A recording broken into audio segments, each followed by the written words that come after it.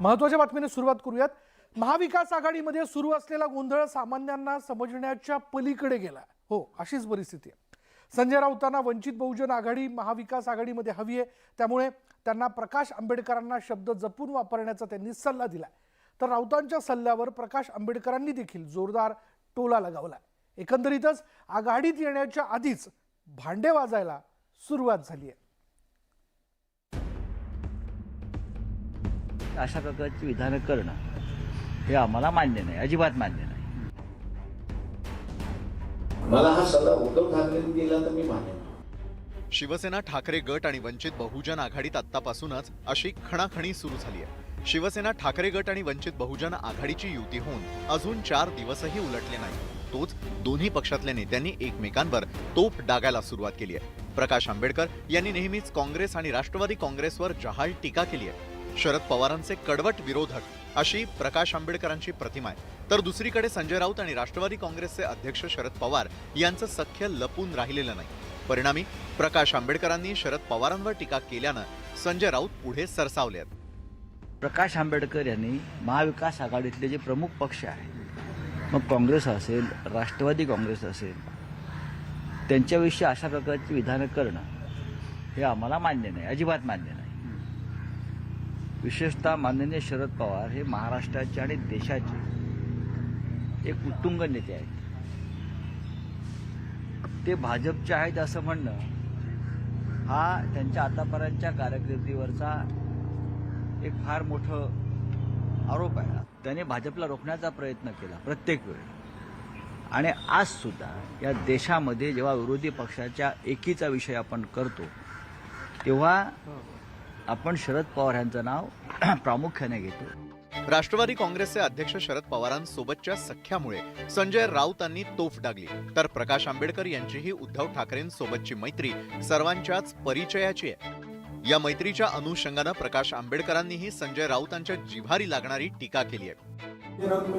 यायचं असेल म्हणजे महाविकास आघाडीत यायचं असेल तर शरद पवार टीका करणे किंवा बोलणे टाळावे असा सल्ला दिला संजय राऊत।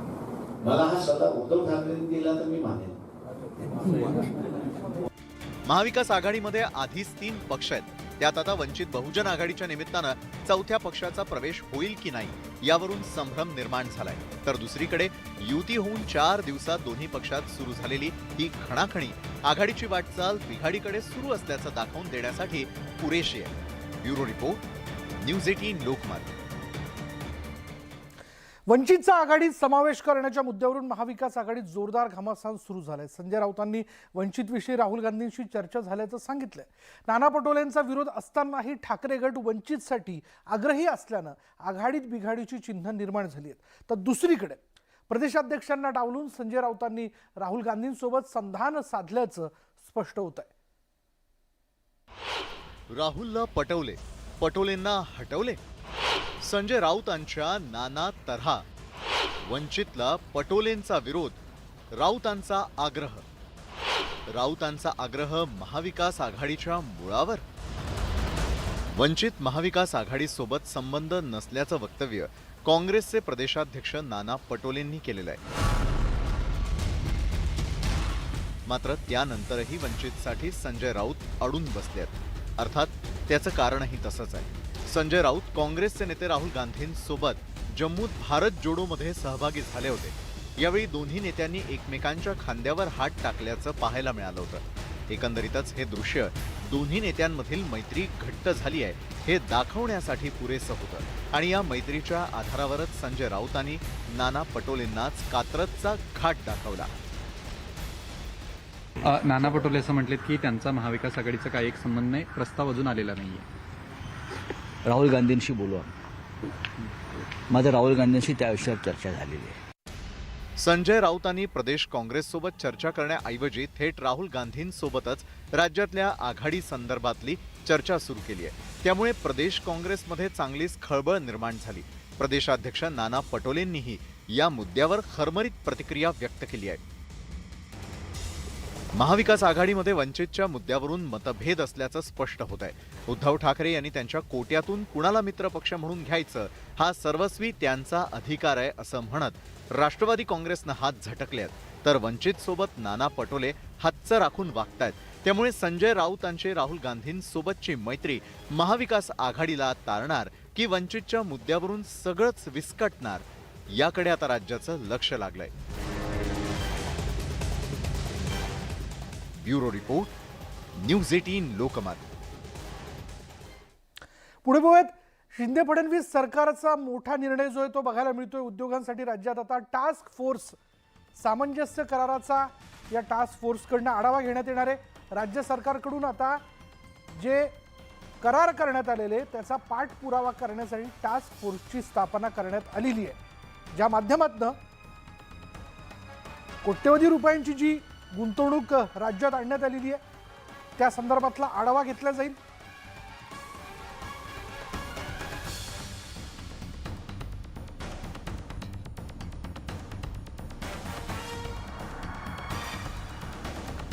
पुढे बघत, मंत्रिपद असल्यावर माणसं सोबत असतात, पण मंत्रिपद गेल्यावर अवस्था कशी होते याचा अनुभव स्वतः माजी कृषी राज्यमंत्री सदाभाऊ खोत यांनी सांगितलाय.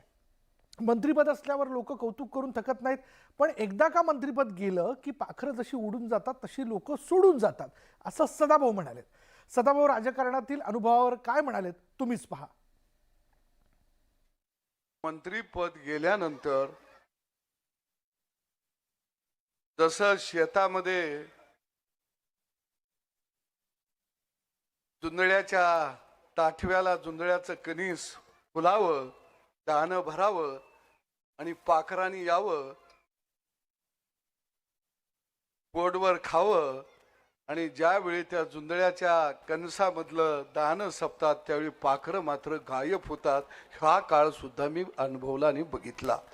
पाखरं गेली निघून, मी एकटाच राहिलो. आता कौतुक करणारा बी गडी नाही. काही लोक म्हणायचे तुम्ही कधी कधी राजू शेट्टीवर का बोलता. अरे चर्चाच होत नसल्या तर बोलावं लागतंय. बरं, मी बोललो की दुसऱ्या दिवशी ते बोलतंय, मग आम्ही 2-4 दिवस चर्चेत राहतो या सदाभाऊ राजू शेट्टी, सदाभाऊ राजू शेट्टी. पण त्याला बी माहित आहे हे ना बोलल्याशिवाय आपण चर्चेत येत नाही. मला बी माहित आहे ते बोलल्याशिवाय मी चर्चेत येत नाही. पुढे बघत, शहाजी बापू पाटील यांनी नितीन गडकरी यांचं तोंड भरून कौतुक केलंय. नितीन गडकरी हे माझे गुरु आहेत, ते पांडुरंग असून सदैव त्यांच्या पाठीशी उभा राहणार असल्याचंही शहाजी बापू यांनी म्हटलंय. दरम्यान या कार्यक्रमात अमित शहा आणि नरेंद्र मोदी यांचंही शहाजी बापू यांनी कौतुक केलंय. भारताच्या केंद्रीय मंत्रिमंडळात कपाळावरचं कुंकू आज वैभवशाली आहे ते नरेंद्र मोदीचे आहे, हळद आहे ते अमित शहाची आहे, आणि डोरलं मंगळसूत्र आहे ते नितीन गडकरी आहे. हेच महाराष्ट्र तुमच्या माझ्या शान आहे. आपल्या महाराष्ट्राची शान बान आन आज दिल्लीच्या दरबारात संपूर्ण भारत देशात नव्हे तर संपूर्ण जगात एकच नाव गाजतंय, विकास रत्न नितीन गडकरी, नितीन गडकरी, नितीन गडकरी. युरोपला गेला तर नितीन गडकरी, स्कॉटलंडला गेला नितीन गडकरी, इंग्लंडला गेलं तर नितीन गडकरी, रशियात गेलं तरी नितीन गडकरी. हे कर्तृत्व गडकरी साहेबांनी दिल्लीत जे दाखवलं त्याबद्दल संपूर्ण महाराष्ट्राच्या वतीनं मनापासून मी तुमचं अभिनंदन या ठिकाणी करतो. पुढे बघत, पारगाव हत्याकांडाला आरोग्य खात्याच्या हलगर्जीपणामुळे वेगळं वळण लागलंय. दौंड तालुक्यात भीमा नदीच्या पात्रात हत्या करून 7 मृतदेह टाकण्यात आले होते. या प्रकरणी पुरलेले मृतदेह बाहेर काढून पुन्हा शवविच्छेदन करण्याची वेळ आली आहे. गरिबाचं जगणंच नव्हे तर मरण ही स्वस्तच असल्याचं खेदानं म्हणावं लागतंय.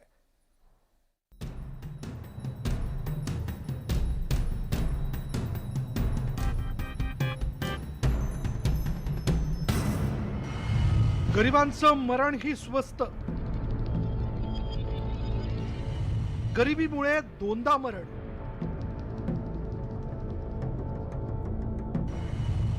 उरलेले मृतदेह पुन्हा काढले. मुरदाड यंत्रणांनी दुसऱ्यांदा मारलं. राज्याला हादरवून टाकणाऱ्या पारगाव हत्याकांडात यवतमधील ग्रामीण रुग्णालयानं केलेल्या हलगर्जीपणामुळे राज्यभरात संतापाची लाट निर्माण झाली आहे. 7 पैकी 3 मृतदेह यवतमधील ग्रामीण रुग्णालयात शवविच्छेदनासाठी पाठवण्यात आले होते. शवविच्छेदन अहवालात बुडून मृत्यू झाल्याचं नमूद करण्यात आलं होतं। या अहवालावर प्रश्नचिन्ह निर्माण झाल्यानं ससून रुग्णालयातील एका टीमकडून दफन केलेले 3 मृतदेह बाहेर काढून त्याच जागेवर शवविच्छेदन करण्यात आलं। त्या तिघांचीही हत्या झाल्याचं उघड झालंय। परिणामी यवत ग्रामीण रुग्णालयातील डॉक्टरांवर कारवाई होण्याची शक्यता वर्तवली जाते। 18 तारखेला 1, 20 तारखेला 1 आणि 21 तारखेला 1 असे 3 मृतदेहाचे शवविच्छेदन ग्रामीण रुग्णालय यवत येथे करण्यात आले। आमचा प्राथमिक अहवालानुसार त्यांचा बुडून मृत्यू ड्राउनिंग हा आमचा अहवाल आहे। त्याच्यानंतर जे आलेले 4 मृतदेह होते त्यानंतर सापडलेले ते सडलेल्या अवस्थेत असल्यामुळे त्यांना आपण एक्सपर्ट ओपिनियनसाठी शवविच्छेदनासाठी ससून हॉस्पिटल येथे रेफर करण्यात आले। आरोग्य विभागाचा निष्काळजीपणा कोर्टात पोलिसांसाठी त्रासदायक ठरणार का असा सवाल उपस्थित होतोय। कारण 2 वेगवेगळ्या अहवालांमुळे पोलिसांच्या तपासाची दिशाही बदलली होती। आरोपींनीच हत्या केल्याची कबुलीही दिली होती। परिणामी यवत ग्रामीण रुग्णालयानं दिलेला शवविच्छेदन अहवाल वादात अडकलाय। जे पोस्टमॉर्टम झालेलं आहे त्याच्यामध्ये मृत्यूचं कारण जे आहे ते बुडून मृत्यू असं दिलेलं आहे आणि त्याच्यामध्ये मृतदेहावरती कोणत्याही जखमा दिसून आलेल्या नाहीत। याबाबत प्रथमदर्शनी बुडून मृत्यू असल्याचं दिसून आलेलं आहे। जे काही दोन्ही ठिकाणचा पारनेर आणि या ठिकाणी सगळ्या शक्यता आम्ही पडताळून पाहत आहोत। हत्या झालेले 7ही जण गरीब होते, त्यामुळे त्यांचं शवविच्छेदन करण्याचंही इथल्या मृदाड यंत्रणेनं टाळलं आणि हा प्रकार म्हणजे सर्व गरिबांची दुसऱ्यांदा झालेली हत्याच म्हणावी लागेल। ग्रामीण रुग्णालयाने दिलेला जो अहवाल आहे PM अहवाल, त्या अहवालामध्ये त्रुटी आढळल्यात असं सांगण्यात आहे आणि त्यामुळेच पुन्हा एकदा या ठिकाणी दफन केलेले जे मृतदेह आहे ते मृतदेह बाहेर काढून त्यांचा PM या ठिकाणीच करण्यात आली आणि त्याचा अहवाल आता येणं बाकी आहे। कॅमेरा पर्सन दीपक सोनेसह सुमित सोनोने, न्यूज 18 लोकमत, दौंड। पुढे बघूया, बार्टीतला ढिसाळ कारभार चव्हाट्यावरती आलाय। पुण्यातील बार्टी मार्फत अनुसूचित जातीच्या विद्यार्थ्यांना बँक, रेल्वे, LICच्या परीक्षांचं प्रशिक्षण दिलं जातं। मात्र विदर्भात ज्या संस्थांना कंत्राट देण्यात आलंय तिथला घोळ समोर आलाय। तिन्ही संस्थांमधील विद्यार्थी आणि शिक्षकांची यादी ही सारखीच असल्यानं खळबळ उडाली।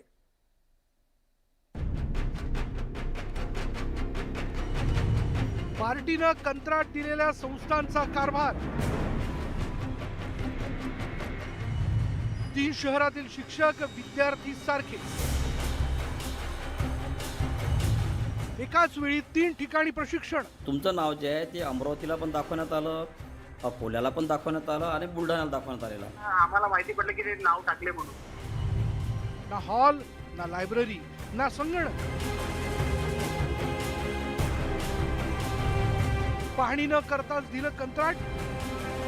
अमरावती, अकोला आणि बुलढाण्यातील 3ही संस्थेत सारखेच विद्यार्थी, सारखेच शिक्षक असल्याची ही यादी घोटाळ्याची साक्ष देते। आकाश हरल सरांचा नंबर आहे का हा? आमच्या प्रतिनिधीनं शिक्षकांसोबत मोबाईलवर संवाद साधल्यावर धक्कादायक माहिती मिळाली। यापूर्वी तुम्ही अमरावती आणि बुलढाण्याला प्रशिक्षण दिलेलं आहे का विद्यार्थ्यांना? मी नाही दिलं। अच्छा, तुमचं नाव जे आहे ते अमरावतीला पण दाखवण्यात आलं, अकोल्याला पण दाखवण्यात आलं आणि बुलढाण्याला दाखवण्यात आलेलं आहे। त्या संदर्भात आम्ही त्यांना भेटलो होतो, ते म्हणे नाही ते कॅन्सल झालं आहे म्हणे आपलं, आता अकोल्याचं सुरू होणार आहे म्हणे, तर त्याच्यासाठी द्या म्हणे आम्हाला। स्पर्धा परीक्षेचं प्रशिक्षण द्यायला कधी गेले होते का? नाही सर, नाही गेले काय? नाही। अच्छा, मग तुम्हाला माहिती आहे की तुमचे नाव टाकण्यात आलेलं आहे अकोल्यामध्ये, बुलढाण्यामध्ये आणि अमरावतीमध्ये पण? हां, मला असं माहिती पडलं सर। खोट्या कागदपत्रांच्या आधारे कंत्राट दिल्याची तक्रार चंदू शिरसाट यांनी दिली होती। मात्र सामाजिक न्याय विभागाचे सचिव सुमंत भांगे आणि बार्टीचे महासंचालक धम्मज्योती गजबिये यांनी दुर्लक्ष केल्याचा आरोप शिरसाट यांनी केला।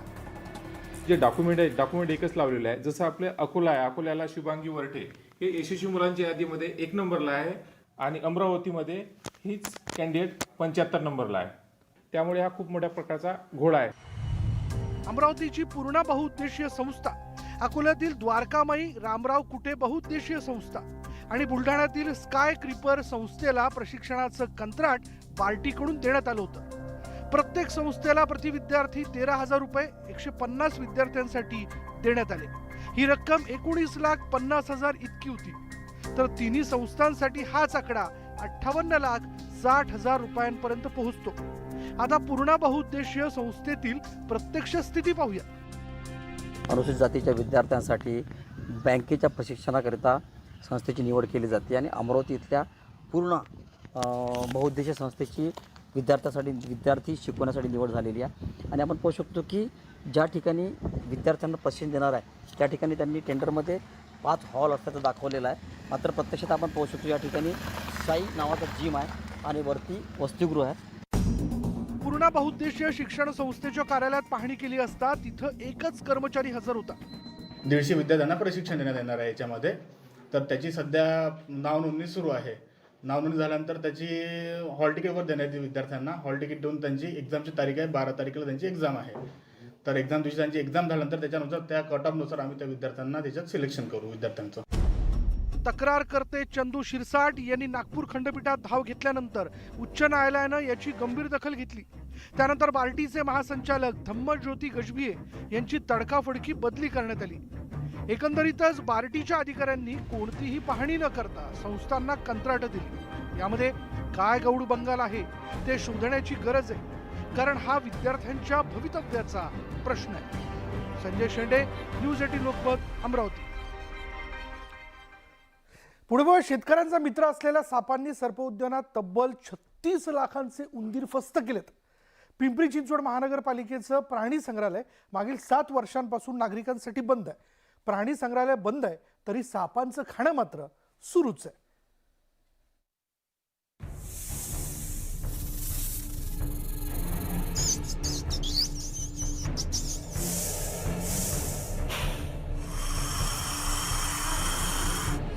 निसर्गकवी बहिणाबाई चौधरी प्राणी संग्रहालयातल्या सापांचं खाद्य असलेल्या उंदरांसाठी आतापर्यंत 36 लाखांचा खर्च करण्यात आला. तुम्ही म्हणाल यात गैर काय? साप बंदिस्त असल्यानं त्यांना खाद्य तर द्यावंच लागणार. मात्र हे जरी खरं असलं तरी नूतनीकरणाच्या नावाखाली प्राणी संग्रहालय मागील 7 वर्षांपासून बंद ठेवण्यात आलंय. आतापर्यंत 15 कोटींचा खर्च होऊनही प्राणी संग्रहालय पूर्णत्वाला गेलेलं नाही. तर दुसरीकडे पक्षी आणि सापांना जगवण्यासाठी पालिकेला लाखोंचा खर्च करावा लागतोय. मात्र हा प्रकार किती दिवस सुरू राहणार याचं उत्तर कुणाकडूनच मिळत नाहीये. बेसिक स्ट्रक्चर्स आपले एन्क्लोजर्सचे सगळे रेडी आहेत, पण थोडेफार काही छोटे मोठे प्रॉब्लेम्स आहेत जे कंप्लीट नाही झालेले, तर त्यामुळे आपण ऑपरेटिंग नाही चालू करू शकत. म्हणजे आता काही केजेस आहेत त्याच्यामध्ये आपण लगेच साप नाही सोडू शकत. मागे सर्पघाट आहे त्याच्यामध्ये. तर ते एकदा नवीन टेंडरमध्ये कंप्लीट झाल्यावरती आपण हे चालू करणार आहे सर्पोद्यान पूर्ण परत. 10-12 जातीचे सर्प या ठिकाणी ठेवलेत. म्हणजे तुम्हाला दाखवल्याप्रमाणे घोणस आहे, नाग आहे किंवा मग धामणी आहेत. जे काही रूल्स आधीपासून आपल्याकडे साप ते या ठिकाणी ठेवलेले आहेत. पण आता पार्क चालू होईपर्यंत जे साप आहेत किंवा जे प्राणी आहेत त्यांची देखभाल करणं हे आमचं कार्य आहे किंवा कर्तव्यच आहे. प्राणी संग्रहालयाच्या अवस्थेला पालिका प्रशासन जबाबदार असल्याचा आरोप वन्यजीव संरक्षकांनी केला. कामं अपूर्ण असल्याच्या मुद्द्याकडे त्यांनी लक्ष वेधलं. मी स्वतः तिथे 3 ते 4 वेळा जाऊन आलो. त्यानंतर मला अशी अपेक्षा होती की एक झू ॲडवायझरी बोर्डची तरी मीटिंग ते घेतील. त्यांनी कुठलीही अशा प्रकारची झू ॲडवायझरी बोर्डची मीटिंग घेतलेली नाही. त्यामुळे आम्हाला पुढचे आराखडे कळतच नाहीये. मला असं वाटतं की एवढा यांनी खर्च केलाय, त्याच्यातनं या खर्चामध्ये झू चालू व्हायला पाहिजे होती. अजूनही झू चालू झालेली नाहीये. नूतनीकरणानंतर हे संग्रहालय देशातील सर्वात उत्तम पर्यटन स्थळ होऊ शकेल. मात्र सुस्त पडलेलं प्रशासन संग्रहालय सुरू करण्याऐवजी सापांना आणि ठेकेदारांना पोषण्यातच धन्यता मानतंय असं म्हटलं तर वावगं ठरणार नाही. गोविंद वाकडे, न्यूज 18 लोकमत, पिंपरी चिंचवड. आणि यानंतर इथे वेळ झाली का ब्रेकची. ब्रेक घेऊयात. पहा फक्त न्यूज 18 लोकमत.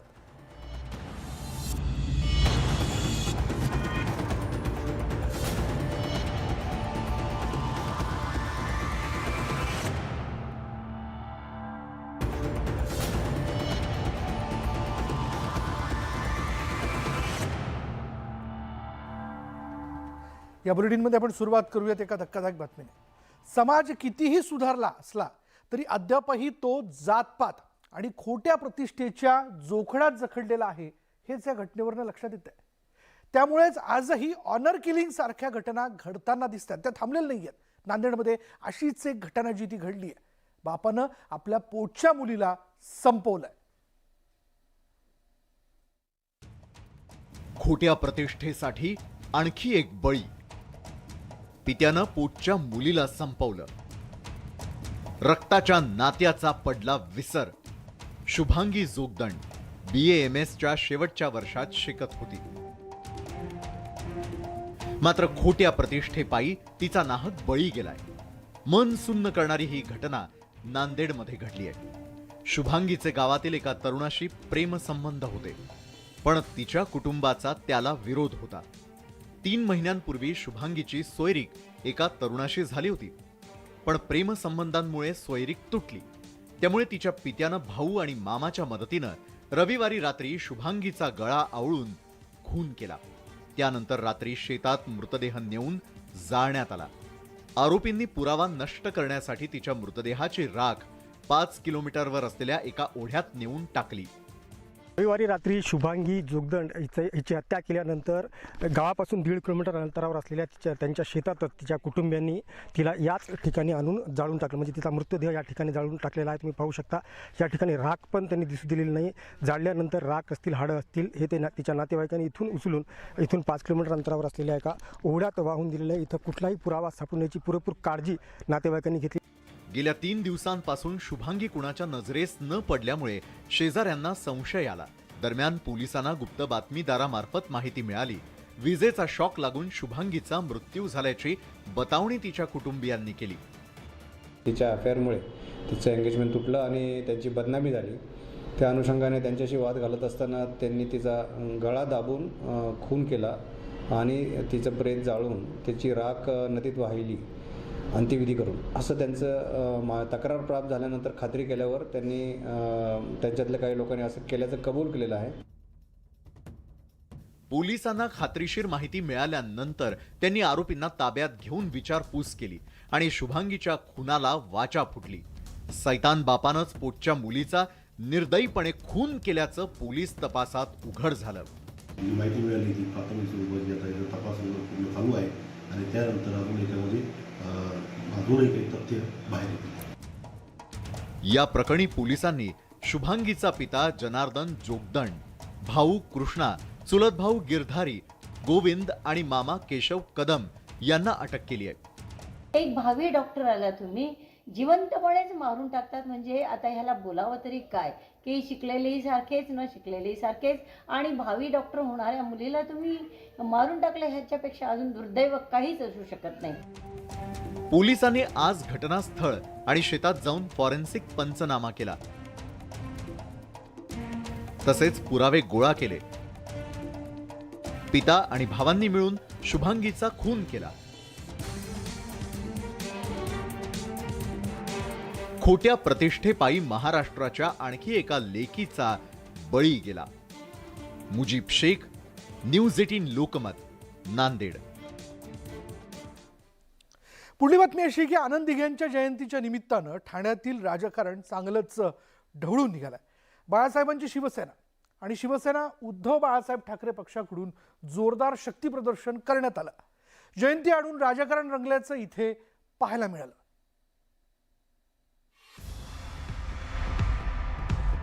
ठाण्याच्या मुंब्रा परिसरातील हे होर्डिंग सर्वांचं लक्ष वेधून घेत आहेत. ठाण्यातील शिवसेनेचे नेते आनंद दिघेंच्या जयंतीनिमित्त आमदार जितेंद्र आव्हाड यांनी आपल्या मतदारसंघात हे होर्डिंग लावलेत. खरं तर आव्हाड हे राष्ट्रवादी काँग्रेसचे आमदार आहेत, पण आता बदललेल्या राजकीय समीकरणाच्या पार्श्वभूमीवर आनंद दिघे यांच्याशी वैचारिक नातं सांगण्याचा प्रयत्न सर्वच राजकीय पक्षांकडून केला जातोय. शिवसेनेतील शिंदेंच्या बंडानंतर ठाण्यातील राजकारणात आनंद दिघेंचं महत्त्व वाढलंय. आपणच आनंद दिघेंचे राजकीय वारसदार असल्याचं दाखवण्याचा प्रयत्न शिवसेना उद्धव बाळासाहेब ठाकरे आणि बाळासाहेबांची शिवसेना या दोन्ही पक्षांकडून केला जातोय. दिघेंच्या जयंतीच्या निमित्तानं या दोन्ही पक्षांमध्ये जणू चढाओढच लागली होती. शिवसेना उद्धव बाळासाहेब ठाकरे पक्षाचे खासदार राजन विचारे यांनी शुक्रवारी आनंद दिघेंच्या स्मृतीस्थळी जाऊन आदरांजली वाहिली. त्यावेळी त्यांच्या पक्षाच्या कार्यकर्त्यांनी जोरदार घोषणाबाजी केली.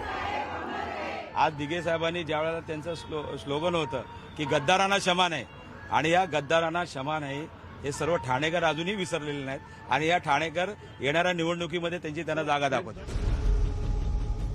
आनंद दिघेंच्या जयंतीनिमित्त शिवसेना उद्धव बाळासाहेब ठाकरे पक्षानं जोरदार शक्ती प्रदर्शन केलं, तर बाळासाहेबांची शिवसेना पक्षानंही त्याला जोरदार प्रत्युत्तर दिलं. मुख्यमंत्री एकनाथ शिंदेही आनंद दिघेंच्या स्मृतीस्थळी नतमस्तक झाले. मुख्यमंत्री हे ठाण्याचे असल्यामुळे दिघेंच्या जयंतीला वेगळं राजकीय महत्त्व प्राप्त झालं होतं. त्यांनी ठरवायला पाहिजे होतं की ज्या आनंद दिघे साहेबांचा आज ते फोटो लावतात, त्यांच्या समाधीस्थळावर जाणं त्यांना उचित वाटलं नाही.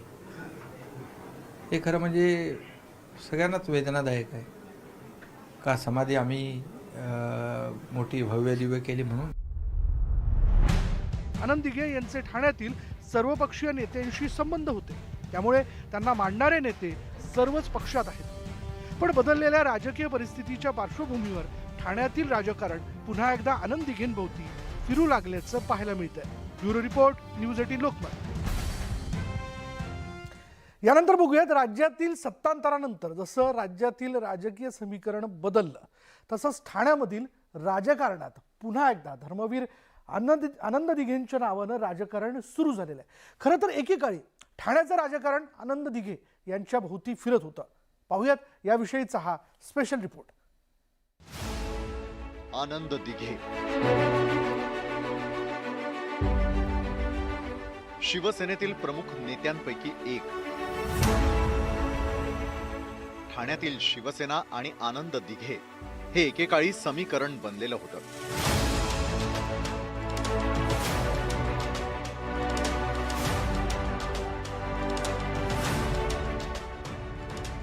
राज्याचे मुख्यमंत्री एकनाथ शिंदे हे आनंद दिघेंचे शिष्य. त्यामुळेच शिंदे यांनी मंत्रालयातील आपल्या दालनात शिवसेना प्रमुखांसह धर्मवीर आनंद दिघेंचाही फोटो लावलाय. आज आनंद दिघेंना जाऊन 2 दशकांहून अधिक काळ लोटलाय. मात्र ठाण्यातील राजकारणात त्यांचं महत्त्व कायम आहे. त्यामुळेच आनंद दिघेंच्या जयंतीवरून राजकारण रंगलं नाही तरच नवल. टेंभी नाक्यावरील आनंद दिघेंचा आनंदाश्रम आणि शक्तीस्थळी ठाकरे आणि शिंदे समर्थकांकडून जोरदार शक्ती प्रदर्शन करण्यात आलं. त्या काळामध्ये त्यांची लोकप्रियता एवढी अफाट होती, त्या लोकप्रियतेला देखील लोक घाबरत होते. आणि त्या लोकप्रियतेमुळे काही लोकांना इनसिक्युरिटी देखील झाली. त्याचाही त्रास दिघे साहेबांना झाला. ह्याचाही मी साक्षीदार आहे, पण मी त्याच्यात जाऊ इच्छित नाही. ठाण्यामध्ये आनंद दिघेंना मानणारा मोठा वर्ग आहे. खरं तर ठाण्यात शिवसेना रुजवण्यात आणि ती वाढवण्यात आनंद दिघेंचा मोठा वाटा आहे. शिवसेना प्रमुखांनी ठाण्याची जबाबदारी आनंद दिघेंवर सोपवली होती आणि ती त्यांनी चोख बजावली. दिघेंमुळेच शिवसेनेचा बालेकिल्ला अशी ठाण्याची ओळख बनली. शिवसेनेच्या इतिहासात ठाण्याला वेगळं महत्त्व आहे, कारण शिवसेनेच्या स्थापनेनंतर अवघ्या वर्षभरातच शिवसेनेला पहिली सत्ता ठाणे महानगरपालिकेत मिळाली होती. तेव्हापासून शिवसेना प्रमुख बाळासाहेब ठाकरे आणि ठाणे यांच्यात अतूट नातं निर्माण झालं होतं. आनंद दिघेंच्या निधनानंतर एकनाथ शिंदेंनी ठाण्याची धुरा सांभाळली आणि ठाण्यातील शिवसेनेचा राजकीय दबदबा कायम राखण्यात त्यांना यश आलं. त्यामुळेच शिंदे यांचं पक्षातील महत्त्वही वाढत गेलं. महाविकास आघाडी सरकारच्या काळात मुख्यमंत्री उद्धव ठाकरेंनी शिंदेंकडे नगरविकास सारख्या अत्यंत महत्त्वाच्या खात्याची जबाबदारी दिली होती. दोन्हीकडचे शिवसेनेचे जे प्रमुख नेते आहेत, म्हणजे इकडे राजन विचारे आणि तिकडे एकनाथ शिंदे, हे आनंद यांचा नावाचा वापर करणार असं मी म्हणणार नाही, परंतु तो होणारच आहे. कारण की हे दोघेही आनंद दिघेंना प्रचंड मानणारे असे नेते आहेत आणि त्याच्यामुळे आनंद दिघे मग आमच्या अधिक जवळचे हे दाखवण्यासाठी जी स्पर्धा सुरू झालेली आहे. गेल्या काही वर्षात ठाणे आणि शिवसेना हे राजकीय समीकरण बनलेलं होतं. खरं तर या काळात आनंद दिघेंच्या नावावरून फारसं राजकारण झालं नाही. मात्र धर्मवीर सिनेमाच्या निमित्तानं पुन्हा त्यांच्या कार्याला रुपेरी पडद्यावरती मांडण्यात आलं. एकनाथ शिंदेंनी त्या सिनेमाच्या प्रदर्शनाचा मोठा इव्हेंट केला होता. तसंच तत्कालीन मुख्यमंत्री उद्धव ठाकरेंनी सहकुटुंब त्याला हजेरी लावली होती. त्यावेळी धर्मवीरवरून बरीच चर्चाही झाली होती. पण आता एकनाथ शिंदेंच्या बंडखोरीमुळे सगळं राजकीय गणित बदलून गेलंय. सर्वसामान्यांना दिलासा देण्यासाठी राहिले, सर्वसामान्यांचे अश्रू पुसण्याचं काम त्यांनी केलं. आमच्यासारखे असंख्य कार्यकर्ते त्यांनी निर्माण केले. या ठाणे जिल्ह्याचं दैवत आहे. प्रत्येकाच्या घराघरा मनामनामध्ये त्यांचा प्रतिमा आहे आणि त्यांचे खऱ्या अर्थाने विचार घेऊन आज आम्ही सर्व मंडळी चालवलेलो आहोत आणि मला विश्वास आहे येणाऱ्या निवडणुकीमध्ये त्याची जागा त्यांना दाखवलेली आहे. मुख्यमंत्री एकनाथ शिंदे यांच्याकडून आपण आनंद दिघेंचे पाईक असल्याचं वारंवार सांगितलं जातं, तर आनंद दिघे हे शिवसेनेचे असल्याचा दावा ठाकरेंच्या समर्थकांकडून केला जातोय. त्यामुळे एकीकडे आनंद दिघेंवर दावा सांगण्यासाठी दोन्ही पक्षात जणू चढाओढ लागली, तर दुसरीकडे आनंद दिघेंचं राजकीय महत्व वाढलंय. Bureau report, news 18 Lokmat. पुढे बघा, शाहरुखच्या पठाण सिनेमाची बॉक्स ऑफिसवर जोरदार वाटचाल सुरू आहे, एकूण धूम सुरू आहे. पहिल्या 2 दिवसात जर आपण लक्षात घेतलं तर पठाणनं भारतात 100 कोटींचा टप्पा पार केला, तर जगभरात 200 कोटींची कमाई त्यांनी केलेली आहे. पाहूयात या संदर्भातला हा रिपोर्ट. पठाणची बॉक्स ऑफिसवर बंपर कमाई. दुसऱ्याच दिवशी शाहरुख खानच्या पठाणनं 100 कोटींचा आकडा केला पार. 26 जानेवारीला पठाणनं 70 कोटींपेक्षा जास्त गल्ला केलाय, तर पहिल्या दिवशी 57 कोटींची कमाई केली. जगभरात पठाणनं 200 कोटींची कमाई केली आहे. शाहरुखची जादू अजूनही कायम असल्याचं हे आकडे सांगतात.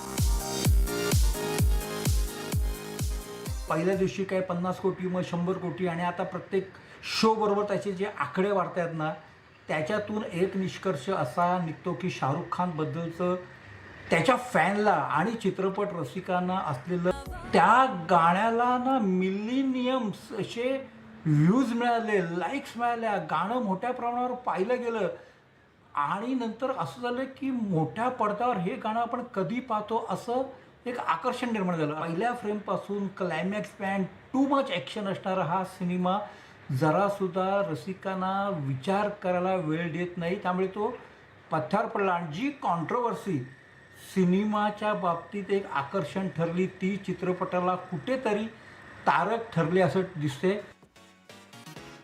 शाहरुख जॉनची स्टार पॉवर, दीपिकाचं ग्लॅमर आणि ॲक्शनचा तडका, त्यामुळे फॅन्स फिल्म बघायला गर्दी करतात. वीकेंडमध्ये पठाण आता 300 कोटींचा आकडा गाठणार का, याची उत्सुकता फॅन्सना नक्कीच असेल.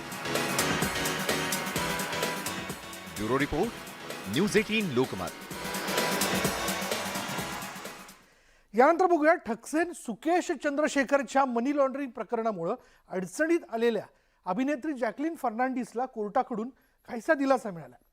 अभिनेत्री जॅकलिनला परदेशात जाण्याची परवानगी मिळाली आहे, मात्र मनी लॉन्ड्रिंग प्रकरणी ईडीनं तिच्यावर आरोपपत्र दाखल केलेलं असल्यामुळे भविष्यात तिच्या अडचणी वाढण्याची शक्यता नाकारता येत नाही.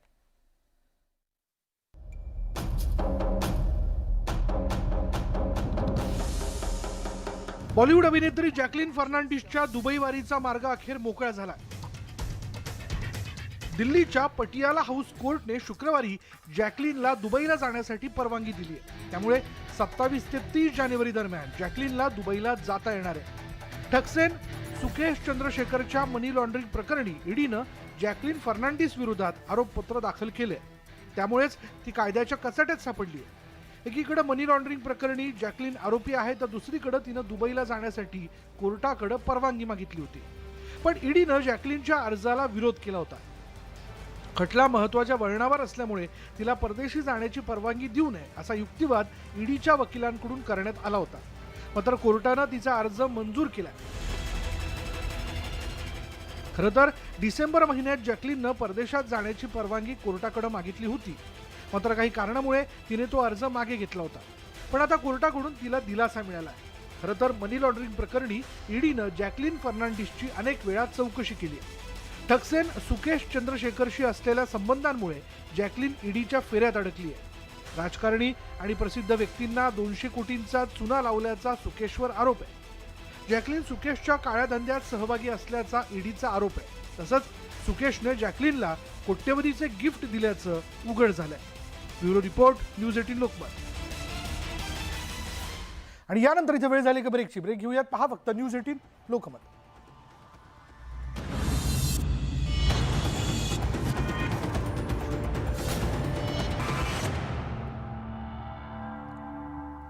आता ब्रेकनंतर बघूया, वंचितचा आघाडीत समावेश करण्याच्या मुद्द्यावरून महाविकास आघाडीमध्ये जोरदार घमासान सुरू झालेला आहे. संजय राऊतांनी वंचितविषयी राहुल गांधींशी चर्चा झाल्याचं सांगितलंय. नाना पटोलेंचा विरोध असतानाही ठाकरे गट वंचितसाठी आग्रही असल्यानं आघाडीत बिघाडीची चिन्ह निर्माण झाली आहेत. तर दुसरीकडे प्रदेशाध्यक्षांना डावलून संजय राऊतांनी राहुल गांधींसोबत संधान साधल्याचं स्पष्ट होत आहे. राहुलला पटवले, पटोलेंना हटवले. संजय राऊतांच्या नाना तऱ्हा. वंचितला पटोलेंचा विरोध, राऊतांचा आग्रह. राऊतांचा आग्रह महाविकास आघाडीच्या मुळावर. वंचित महाविकास आघाडीसोबत संबंध नसल्याचं वक्तव्य काँग्रेसचे प्रदेशाध्यक्ष नाना पटोलेंनी केलेलं आहे. मात्र त्यानंतरही वंचितसाठी संजय राऊत अडून बसलेत. अर्थात त्याचं कारणही तसंच आहे. संजय राऊत काँग्रेसचे नेते राहुल गांधींसोबत जम्मूत भारत जोडोमध्ये सहभागी झाले होते. यावेळी दोन्ही नेत्यांनी एकमेकांच्या खांद्यावर हात टाकल्याचं पाहायला मिळालं होतं. एकंदरीतच हे दृश्य दोन्ही नेत्यांमधील मैत्री घट्ट झाली आहे हे दाखवण्यासाठी पुरेसं होतं आणि या मैत्रीच्या आधारावरच संजय राऊतांनी नाना पटोलेंनाच कात्रजचा घाट दाखवला. नाना पटोले असं म्हटलेत की त्यांचा महाविकास आघाडीचा काही एक संबंध नाही, प्रस्ताव अजून आलेला नाहीये. राहुल गांधींशी बोलवा. माझं राहुल गांधींशी त्या विषयावर चर्चा झालेली आहे. संजय राऊतांनी प्रदेश काँग्रेससोबत चर्चा करण्याऐवजी थेट राहुल गांधींसोबतच राज्यातल्या आघाडी संदर्भातली चर्चा सुरू केली आहे. त्यामुळे प्रदेश काँग्रेसमध्ये चांगलीच खळबळ निर्माण झाली. प्रदेशाध्यक्ष नाना पटोलेंनीही या मुद्द्यावर खरमरीत प्रतिक्रिया व्यक्त केली आहे.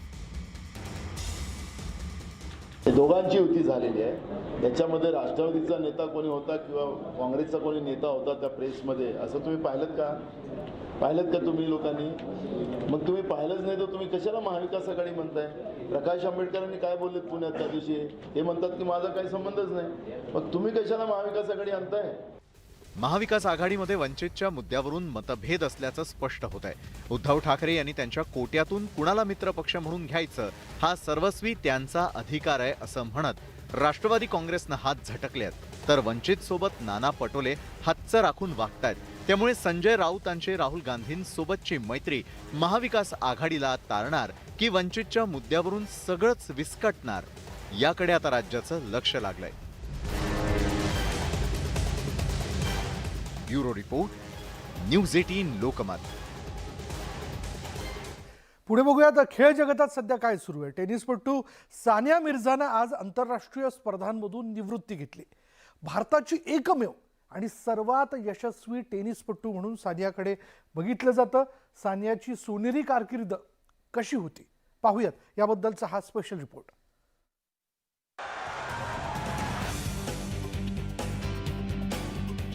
सानिया मिर्झा आणि रोहन बोपण्णा यांचा ऑस्ट्रेलियन ओपनच्या मिक्स्ड डबल्सचा अंतिम सामना हा भारतीय क्रीडाप्रेमींसाठी अत्यंत भावूक क्षण होता. Melbourne. Sorry guys.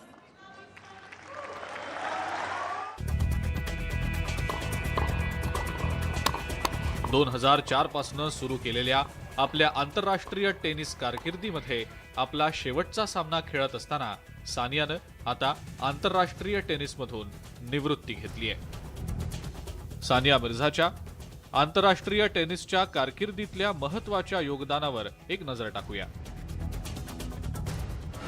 2009 Australian open mixed डबल्सचं विजेतेपद सानियानं पटकावलं. 2012 फ्रेंच ओपनमध्ये मिक्स्ड डबल्सचं विजेतेपद सानियानं पटकावलं. 2014 मध्ये अमेरिकन ओपनचं मिक्स्ड डबल्सचं विजेतेपद सानियानं पटकावलं. 2015 मध्ये विम्बल्डन विमेन्स डबल्सचं जेतेपद सानिया मिर्झानं पटकावलं. 2015 ते 2016 दरम्यान मार्टिना हिंगीस सोबत सलग 22 जेतेपद सानिया मिर्झानं पटकावली. 2015 मध्ये अमेरिकन ओपन दुसऱ्यांदा विमेन्स डबल्समध्ये सानियानं विजेतेपद पटकावलं.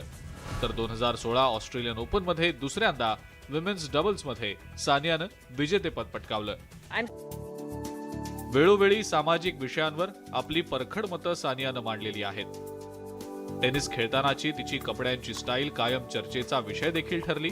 मात्र सानियानं त्यावरही आपल्या खेळाच्या माध्यमातून सडेतोड उत्तर दिलं.